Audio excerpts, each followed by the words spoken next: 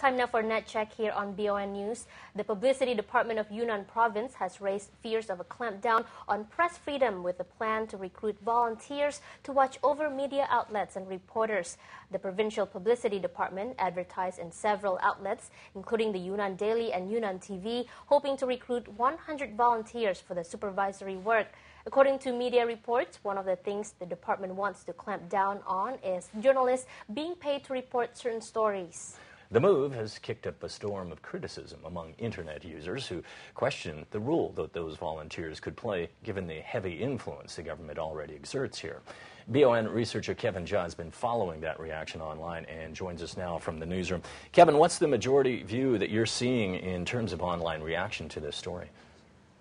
Well, it sparked big fears among internet users about a clampdown on press freedom, though the Yunnan Provincial Publicity Department explained that the aim is to improve media supervision and clamp down on commercial journalism, untruthful reporting and vulgarity in the media. Some people think that these problems stem from the fact that the public cannot speak out freely against abuses of power by journalists, and so journalists get away with more than they should. But here the difference is that when a journalist abuses his or her own power, it often goes unchecked and no one speaks out against it.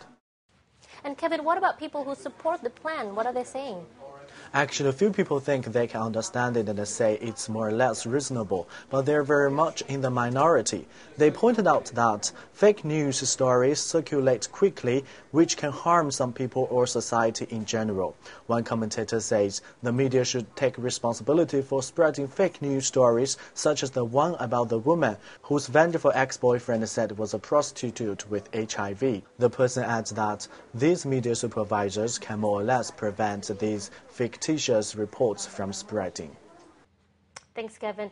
Well, James, there's certainly a widespread practice here in China where journalists do get paid to report stories. For example, during press conferences, journalists are often paid cash to do favorable news report. Goes on a lot among many journalists, regardless of the medium they work in. It's known as hongbao, or also red envelope, where they attend a certain press conference and there's a certain amount of cash in there. It remains to be seen, though, if these volunteer systems goes through, like they were talking about in Yunnan, exactly how that's going to be policed. These aren't exactly journalistic professors, and whether or, what standards they'll use to sort of approve or disapprove of what the reporters are doing out there.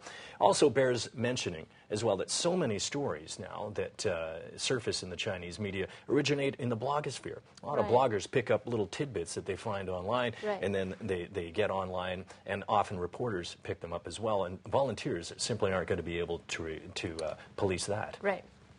Stay tuned. We continue with Straight from the Street on BON News next.